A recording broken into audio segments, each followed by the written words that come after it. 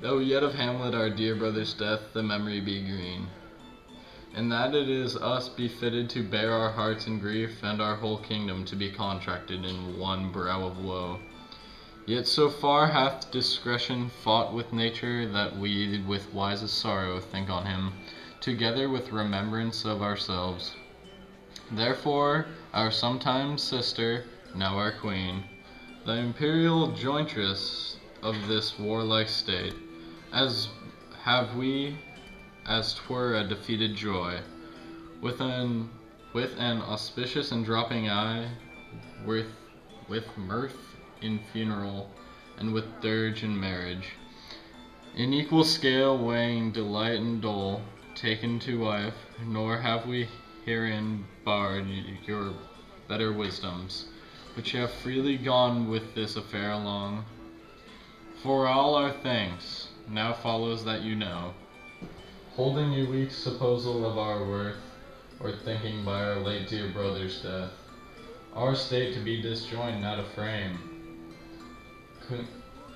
colleguid with the dream of his advantage. He hath not failed to pester us with message, importing the surrender of those lands lost by his father with all bonds of law, to our most valiant brother, so much of him.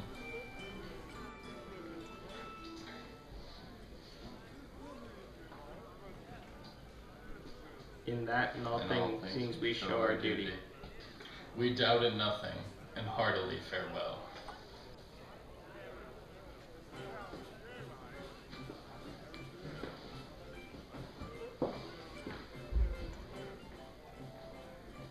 And now, Laertes, what's the news with you? You told us some suit.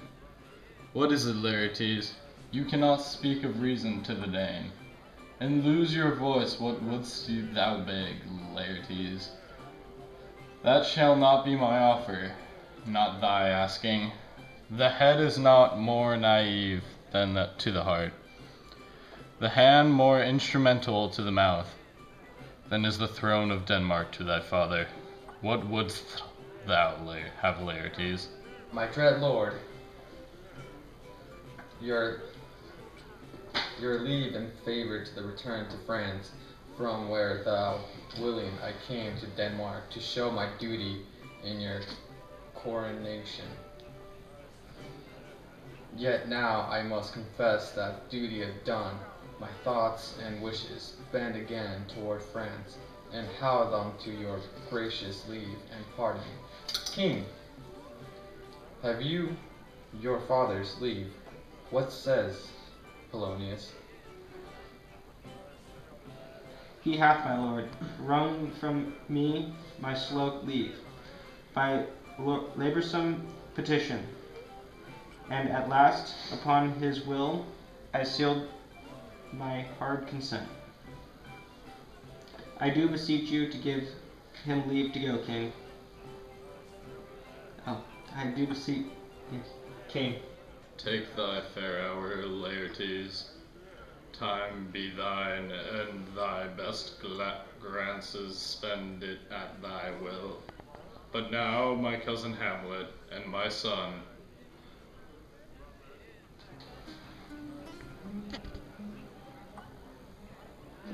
a little more than kin, and less than kind.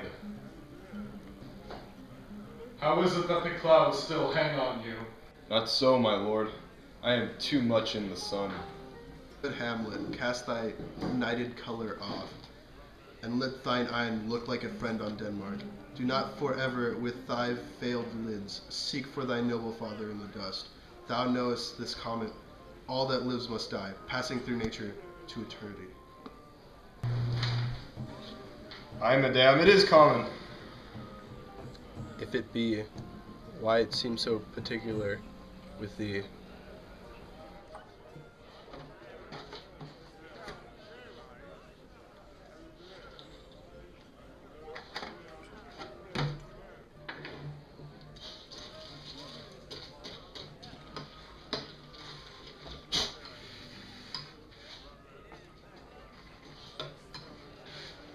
Seems, madame. Nay, it is. I know not seems.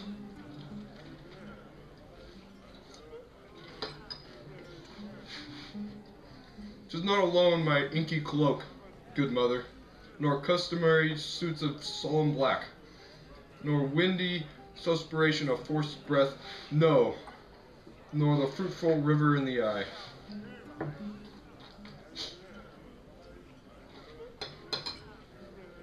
Nor the dejected behavior of the visage, together with all forms, models, shapes of grief, that can denote me truly, these indeed seem.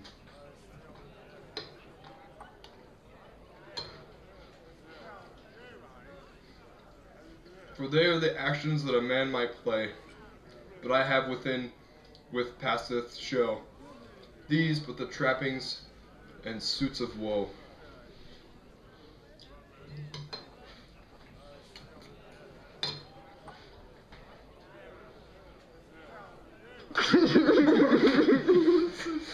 First take.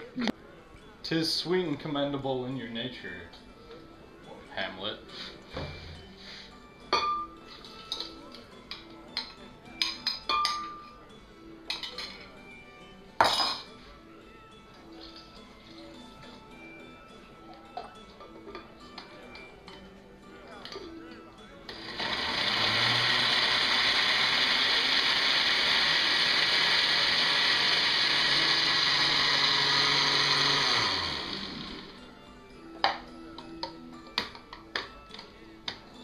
To give these morning duties to your father.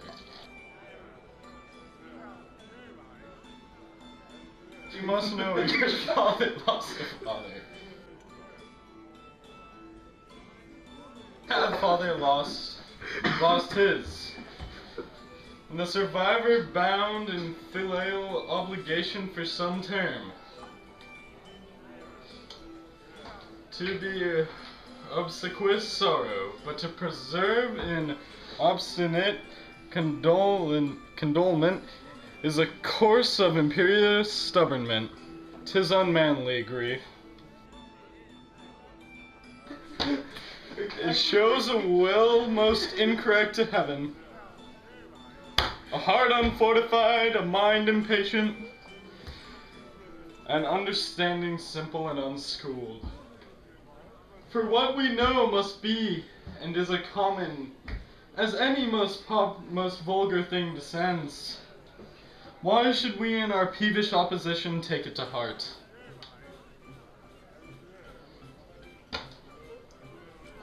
Yea, 'tis a fault to heaven, a fault against the dead, a fault to nature, to reason most absurd, whose common theme is death of fathers, and who still hath cried, from the first course till he that died today. This must be so. We pray you, throw to earth this unprevailing woe, and think that of us as a father. For let the world take note. You are the most immediate to our throne.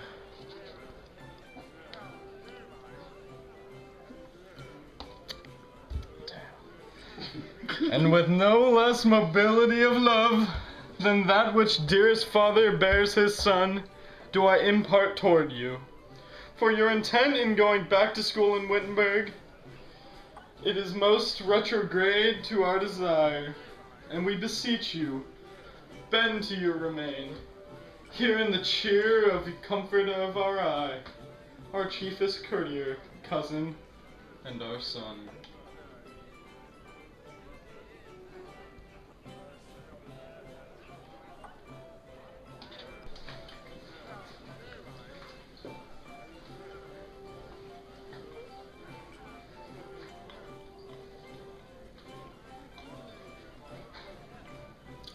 Let not thy mother lose her prayers, Hamlet.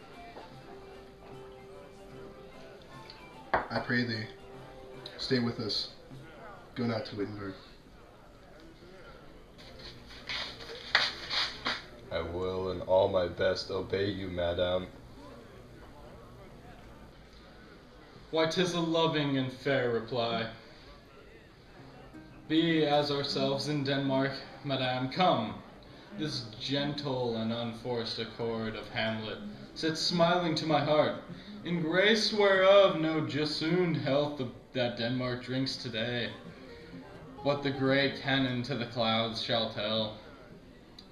And the king's ruse that heavens all bruit again, re-speaking earthly thunder, come away.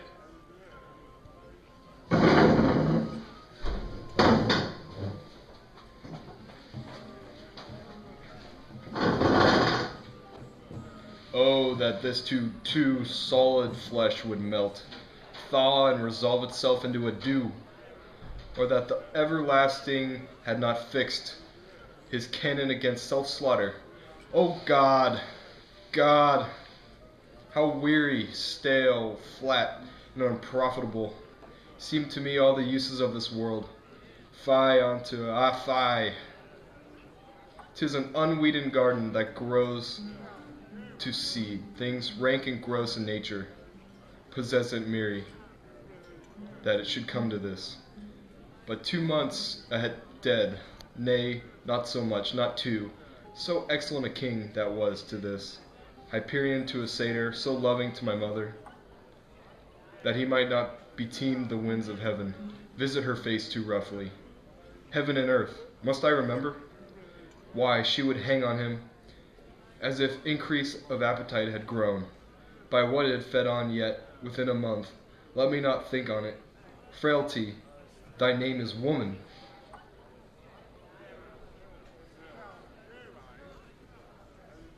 A little month, or ere those shoes were old, with which she'd followed my poor father's body, like Niobe, all tears. Why she, even she, oh God, a beast that wants discourse of reason, would have mourned longer, married with my uncle, my father's brother, but no more like my father than I to Hercules, within a month. Yet, ere the salt of most unrighteous tears had left the flushing in her galled eyes, she married. Oh, most wicked speed, to post with such dexterity to incestuous sheets. It is not, nor it cannot come to good, but break my heart, for I must hold my tongue.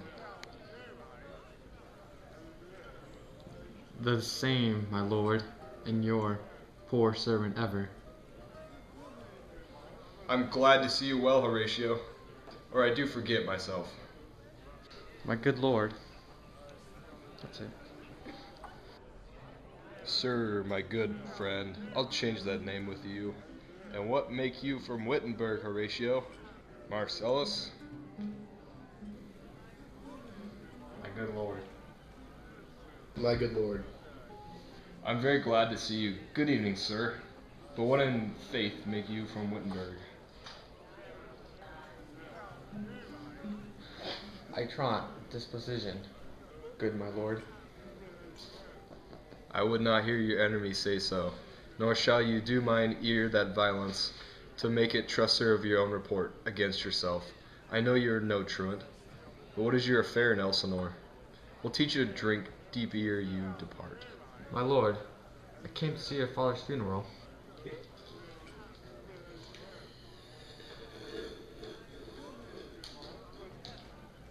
I pray thee, do not mock me, fellow student. I think it was to see my mother's wedding. Indeed, my lord, it follows hard upon.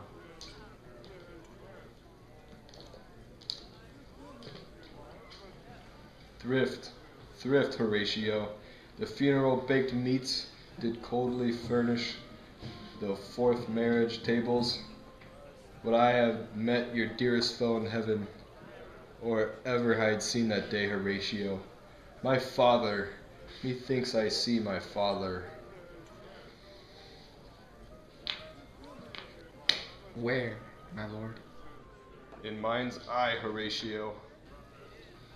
I saw him once. He was a good king. He was a man. Take him for all in all. My lord, I think I saw him yesterday. Saw who? My lord, the king, your father. The king, my father. Seizing your admiration for a while with attend car ear till I deliver upon the witness of these gentlemen, this marvel to you.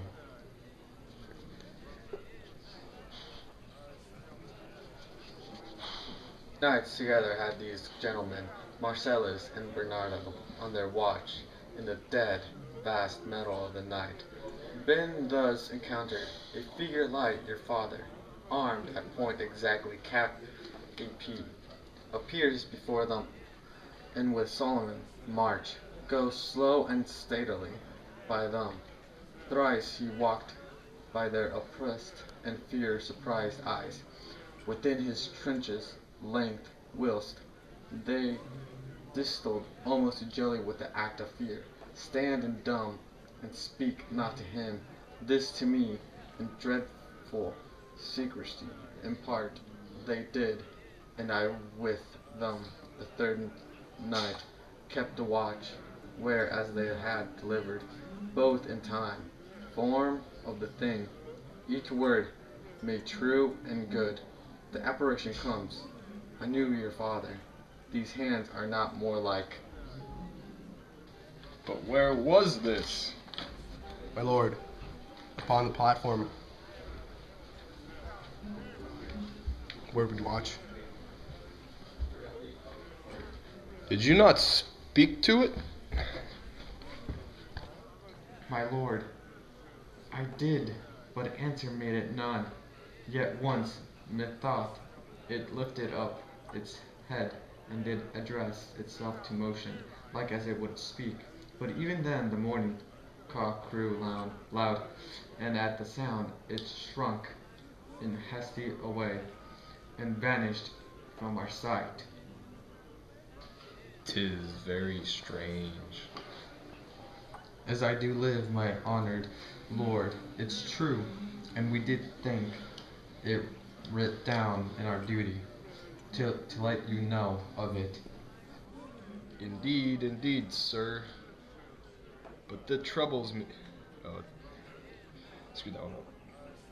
Just keep going. Okay. Indeed, indeed, sirs.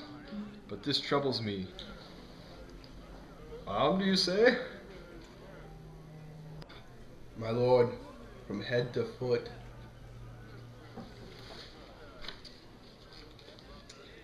Then you not saw his face? Oh yes, my lord. He wore his beaver up. What? Looked he frowning?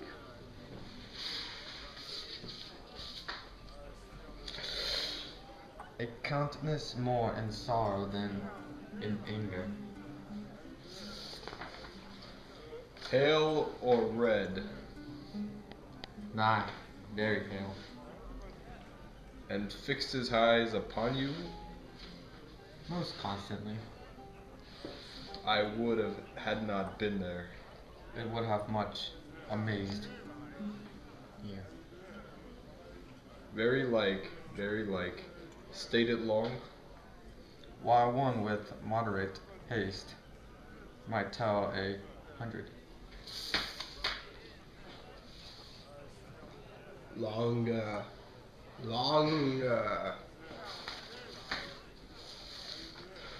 Not when I saw it. Not when I saw it. His beard was grizzled. Nope. It was as I have seen it in his life, a silver. I will watch tonight.